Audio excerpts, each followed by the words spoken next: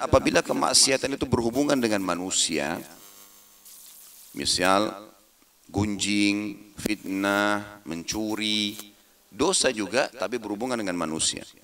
Misal mencuri, kembalikan barang curiannya. Misal menggunjing, dia meminta maaf. Ya.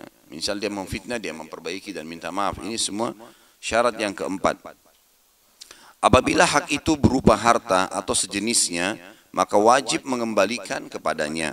Apabila berupa tuduhan zina atau sejenisnya, maka dia harus memberikan kesempatan kepadanya untuk menghukumnya atau meminta maaf kepadanya. Jika berupa ghibah, gunjingan, maka dia harus meminta kehalalannya darinya. Wajib dikatakan di sini melakukan taubat dari semua dosa. Jika seseorang bertaubat dari sebagian dosa, maka menurut para ulama taubatnya dari dosa itu sah dan tersisa kewajiban taubat dari dosa lainnya. Dalil-dalil dari Al-Quran dan Sunnah dan ijma' ulama, kesepakatan ulama menguatkan satu sama yang lain akan wajibnya taubat. Jadi di sini makanya Bapak Ibu sekalian yang perlu kita garis bawahi, kalau seseorang di antara kita terjerumus dalam satu perbuatan dosa atau dia teringat dosa yang pernah dia lakukan, kemudian dia ingin taubat, ya, alangkah baiknya pada saat dia sudah taubat dari dosa itu, dia mengatakan, ya Allah saya berjanji, dengan dia astagfirullah wa atubu ilai, kemudian kita tinggalkan, tidak mau lagi mengulanginya, menyesali. Kemudian dia sekaligus menunggangi taubatnya itu untuk semua dosa. Dia mengatakan, ya Allah kalaupun masih tersisa dari dosa-dosaku, maka maafkanlah keseluruhannya. Ini penting di sini, karena ulama mengatakan kalau dia fokus taubat dengan satu dosa, Allah maafkan, sah. Tapi dosa lainnya, maka dia tunggangi keadaan. Bagaimana pada saat dia lagi tinggi-tingginya keimanannya, lagi ada penyesalan yang besar, dia sekaligus rangkul semuanya.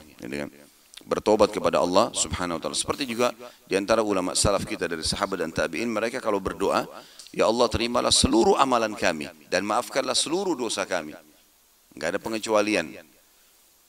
Walaupun sebagian ulama mengatakan, bila seseorang diantara kita, dia teringat dosa tertentu yang dia lakukan, maka sangat tepat kalau dia langsung bertaubat kepada Allah untuk jenis dosa yang sedang dia ingat. Bahkan sebagian ulama kita menganjurkan agar seseorang selalu memohon kepada Allah, kalau apapun yang masih tertinggal yang akan menjadi hisab pada hari kiamat, mohon kepada Allah agar diingatkan dan dimaafkan. Maka kadang-kadang kita teringat, mungkin kita pernah mukul orang, mungkin pernah gunjing, mungkin pernah berbuat apalah, ya kan?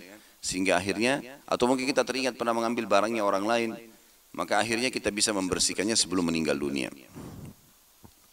Dalil-dalil tentang masalah wajibnya taubat, tidak boleh ditunda.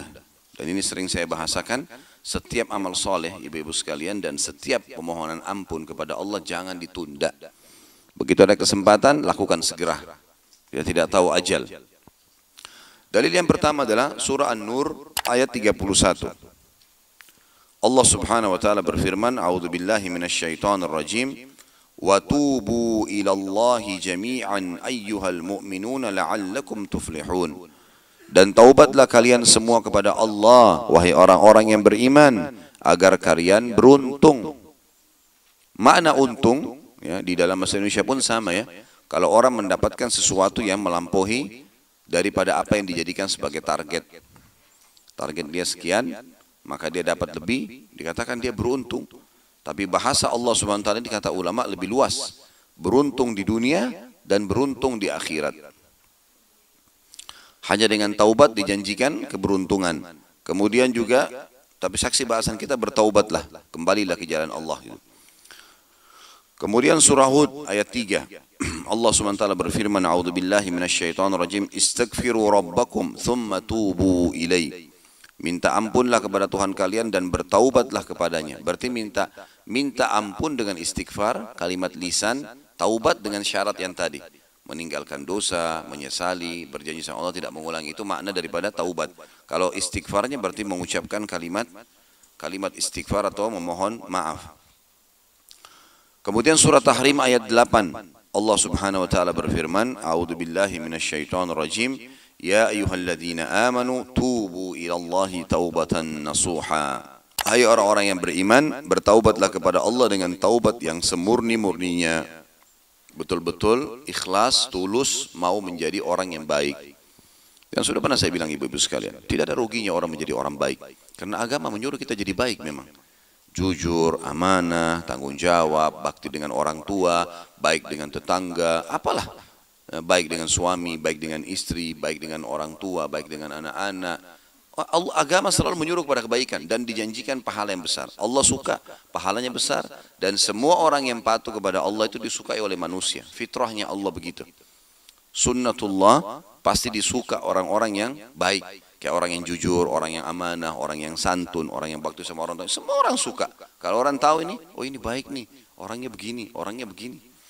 Jadi memang disukai sama Allah, dapat pahala yang besar, gitu kan? Dan juga oleh manusia disukai. Kita lihat kalau maksiat, semua yang Allah larang pasti buruk. Misalnya dusta, pendusta, pembohong, penipu, zalim, ya. Apalah durhaka sama orang tuanya, kasar, suka mencuri, apa semua keburukan Allah nggak suka, ancamannya berat, manusia juga tidak suka. Kenapa kita mau jadi orang buruk nih? Dan sudah pernah saya bilang, jangan setengah-setengah. Orang yang tidak punya prinsip dalam hidupnya, ibu sekalian suka setengah-setengah. Jangan setengah-setengah. Sekaligus jadi orang baik. Ya. Atau memang sekaligus jadi orang buruk. Karena memang tengah-tengahnya nggak tepat ini. Tentu orang baik masuk surga, orang buruk. Bukan saya suruh jadi orang buruk, tapi orang jadi buruk, itu memang dia akan menikmatin keburukannya, tapi ujungnya neraka. Saya pernah ceritakan, kalau ada orang menggabungkan keduanya, misal, dia mabuk jam 3 subuh, tapi dia jaga sholat 5 waktu. Enak nggak mabuknya?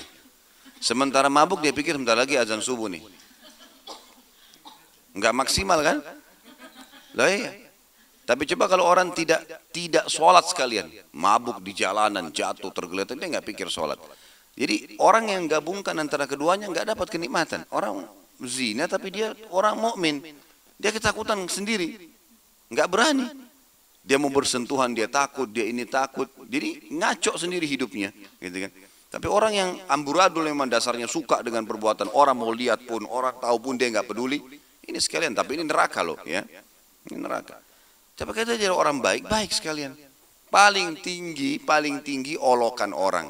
Oh kamu alim ya sekarang? Ya alhamdulillah. Jawab dong, gitu kan? Iya alhamdulillah. Saya baru tahu loh nikmatnya iman. Kalau saya tahu dari dulu saya jadi baik. Mudah-mudahan nanti kau ikut pengajian saya, ya itu dakwahin. Ini baru dibilang, jilbabnya kok lebar sekali ya, bisa nyapu jalanan. Oh ubah lagi jilbab kembali, gitu kan? Baru diolok sedikit sudah langsung berubah kembali. Jangan. Ya memang harus istiqomah. Jadi orang baik sekalian, nggak apa-apa. Paling tinggi olokan orang, dan olokan orang hanya sepanjang lidahnya. Sama dengan pujian. Kamu hebat ya, kamu cantik ya, kamu kaya ya. Terus apa habis itu? Lidah saja, sepanjang lidah. Sama dengan kalau dia burukin kita. Orang itu begini, diceritain buruk. Sampai kemana dia mau cerita? Udah, alam ini luas kok. Dia mau cerita, biarin dia cerita sama tembok sana, gitu kan? Kita di rumah, makan, minum, tidur, difitnah. Allah punya cara menghukumnya. Tidak ada ibu-ibu sekalian pelanggaran Allah di muka bumi lalu selamat dari hukumannya. Mustahil. Demi Allah akan dihukum sama Allah. Mustahil. Sekecil apapun.